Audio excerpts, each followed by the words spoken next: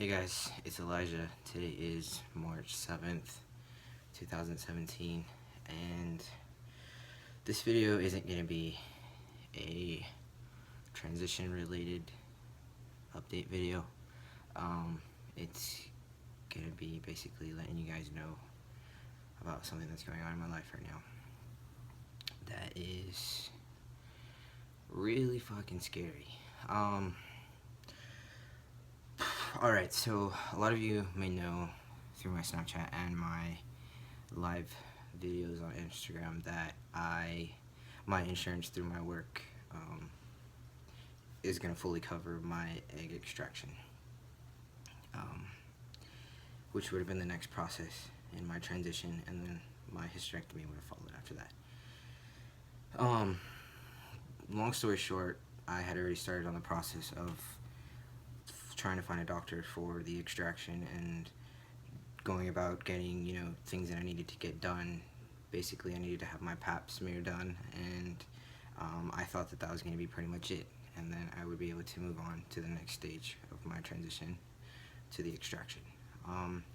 About, I want to say a month ago, I went home to have my pap smear done, and I guess trigger warning to anybody that's about to watch this, I'm going to be talking about some things that not a lot of trans people talk about, but I've been open about everything in my transition, so I have to show that there are days where you're going to be scared, and there's going to be moments where you're not prepared for certain things that you're told, but it's all part of the process, and it may not be your process, but this is my process. So anyway, so about a month ago I went home to have my pap smear done by my OB/GYN. She's a family friend. She's actually the first person that I came out to as transgender when I was younger, and so I confided in her pretty much for, to be my OB, and I mean, no pap smear or no visit to the OB is going to be comfortable, but they've made my visits pretty comfortable. I went to have a pap smear done. I thought it was going to be a regular pap smear. Thought that it was going to be just, knock it out, a moment of discomfort, and then move on to the end goal, or to the mid goal, which would be egg extraction, and the end goal, which would be hysterectomy, and then, so on and so forth to the next process of my transition. Well, I had my pap smear, and I went about my life and went back to work, and, it was just like, alright, whatever, they're going to call me in, 5 to 10 days to let me know if, it came back normal or abnormal. My history, I've never had sex with a biological male, or any male for that matter. I've never had penetrative sex. I've never had any type of sex with a male. So I figured, hey, my pap smear is going to come back normal. A little history about my family. We have the females in my family have a history of cancer, cervical cancer, breast cancer. My father had colon cancer. Clearly, I am like completely not gonna have breast cancer because I have, I had a double mastectomy, which helped my chances, minimize my chances of that. But so I was a little worried about that because my older sister had a brief scare of cervical cancer. So I mean, it wasn't even in my mind that I would get, called back and be told that my pap smear was abnormal. So when they called me, they were very professional. They told me that my pap smear came back abnormal. They just wanted to have a biopsy to check it out, make sure that, everything was okay, that maybe it was the testosterone that caused the abnormality, because it's been, it's been pretty well studied that trans men who have pap smears have abnormal test results. So I figured, hey, that's gonna be it. So I went in confident. I went back 2 weeks later to have a biopsy. That was by far the most painful thing I've ever gone through. Top surgery wasn't even that painful. It was violating, and I didn't prepare myself for what the procedure was going to be. how just uncomfortable and just dehumanizing, I guess you could say, for a transgender person. But my doctor was once again very professional, and she, tried to make me very comfortable, as comfortable as you can be with that type of procedure, which is not very comfortable. It hurt really badly. I had local anesthetic injected into me, clearly you know where,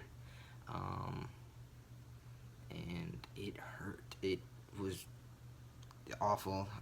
The week after that was painful as well. They told me that I would be, every trans guy's nightmare is to bleed, or have some type of like mini menstrual, but this wasn't a menstrual, is more like spotting, and they warned me that for about a week I may experience that.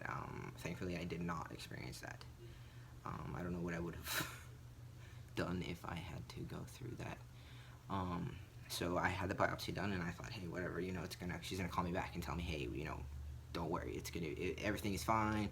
It came back normal. Well, I had the biopsy done last Monday. On this past Friday, March 3rd, I got a call back from the office, and it was not what I had prepared for. I mean, clearly I had, thought about everything and thought about how, it can be possible that I could have precancerous cells or any type of cancer. Cancer wasn't even on my mind. On Friday they called me, and I missed the call on purpose. I wasn't really trying to hear. I was scared. I mean, who wouldn't be scared if you've already had, pap smear was supposed to be the only thing I had to get, and then we were going to move on. So it was about 2 o'clock. I called back, and I was expecting to hear, that's my sister's dog. Well, I wasn't expecting to hear that. I was expecting to hear, hey, everything's normal, everything's fine, we can proceed to the next step, which would be, the egg extraction and so on and so forth. They actually told me that they found precancerous cells on my cervix. And that the next step would be an emergency surgery, which will go yet again in me, and they will cut out all the precancerous cells. They did tell me it's going to be very painful. My surgery date is set for the 20th, which is about 13 days from now, about 2 weeks from now. It was originally set on the 29th, but I actually called into my health benefit center at work, and I took a leave of absence. I couldn't really do anything but cry on Friday, and I've cried on and off the entire weekend, and I've been really to myself. And I've had very, very great friends of mine contact me, and it's not that I haven't texted back on purpose, it's just I'm still kind of shocked. And even though it is precancerous, the fact that the root of that word is cancer, and it would scare anybody. And I did go live on Friday, and I know y'all saw me cry and stuff, but I'm really fucking scared. And I think it's a little easier to talk to a camera than it is to talk to some of my friends. Not because of them, but just I'm not a very vulnerable person, and it's easier just to let it all out here, and then not have to really worry about the video after I post it. But basically, I'm going to go in for surgery on the 20th. I will be put under. It's actually a very painful surgery. Long story short, they will be going into me internally with a electronic wire. They will be basically electrocuting the inside of my cervix and cutting out all the precancerous cells. After that, they will then test the cells to see if they have developed into cancer, and I think that's where I'm really fucking scared. And I told myself I wasn't gonna cry because as you all know, I'm a very religious person, and not once have I been upset. I know a lot of people that would have question, like, why me? Why is this happening to me? And, you know, everything was going great in my transition, and now I have to stop testosterone until I have surgery, because we don't know if that's going to affect the anesthesia. I'm going to be in pain. I'm going to definitely have bleeding this time for up to 3 weeks. And it's not really something I prepared. I mean, I never prepared for this. I only prepared for hysterectomy, and I knew that was going to be uncomfortable. But to have to prepare for something on short notice is not something that I've been very good with. I had time to prepare for top surgery, but that's something that I wanted. I've had time to prepare for hysterectomy, but that's something that I want too. Bottom surgery, the same thing. I never in my life thought that I would ever have to go in for an emergency surgery to take out precancerous cells. I'm scared. I would be lying if I said that I wasn't. I'd be lying if I said that I was totally cool and that I am positive. I'm not. I'm neither positive nor negative. I'm a little bit indifferent. I don't really know what I feel.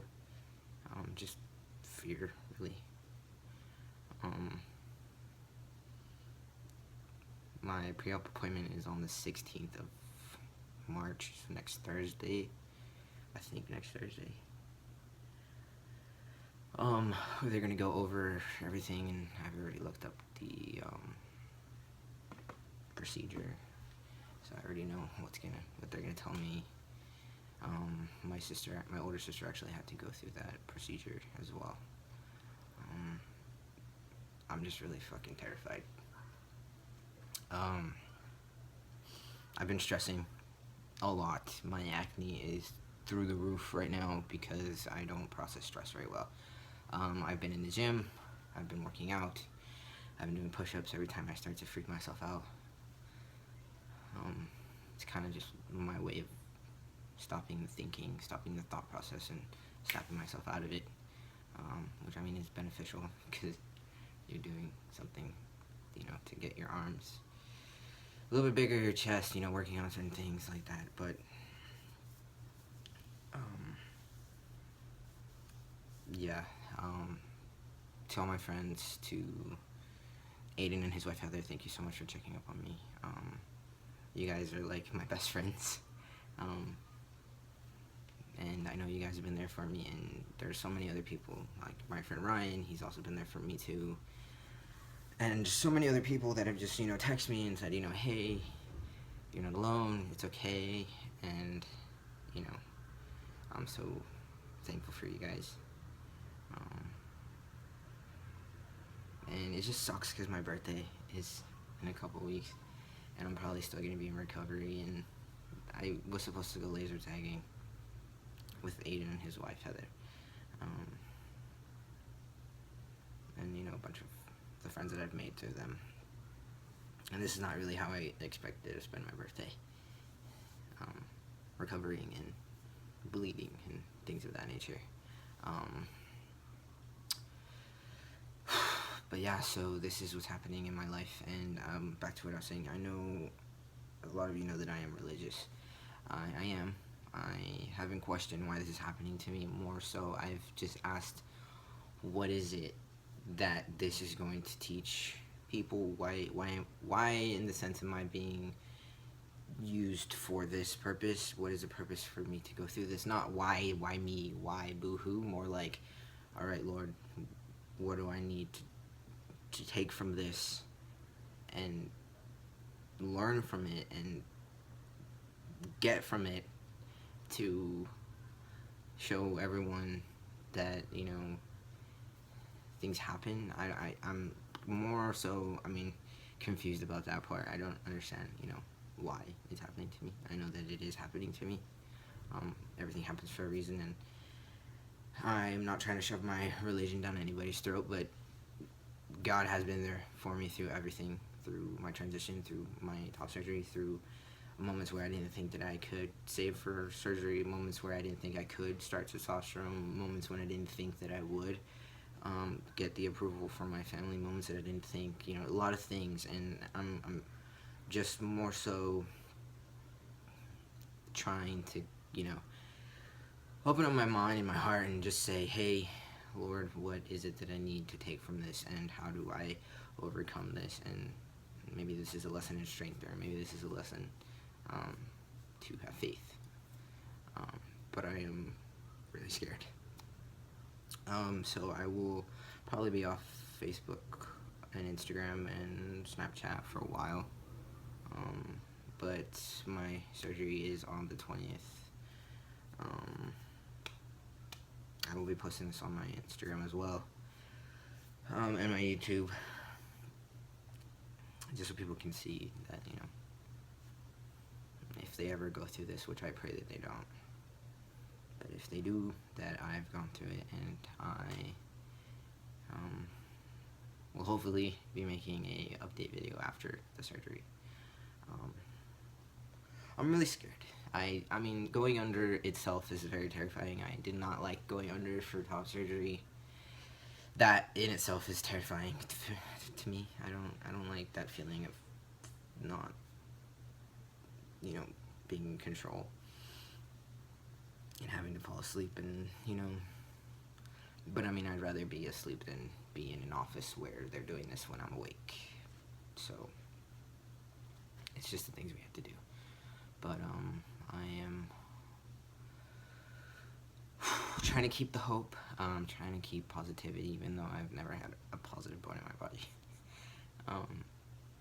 I'm more a realist, if anything, but I'm gonna try to keep you guys posted, and hopefully this is nothing more than just this one-time surgery, and hopefully I don't have cancer after they test the cells. But I just want to let you guys know, and I know this video is long. It's not really what I had in mind for coming back to my YouTube channel and updating you guys with the last time that I was on here. It was a positive update. This is a little bit more sad and kind of nerve-wracking, but I will keep you guys posted, and I would appreciate it if you guys would send prayers my way and any type of positive vibes, because I need them. And yeah, so I'll keep you guys posted.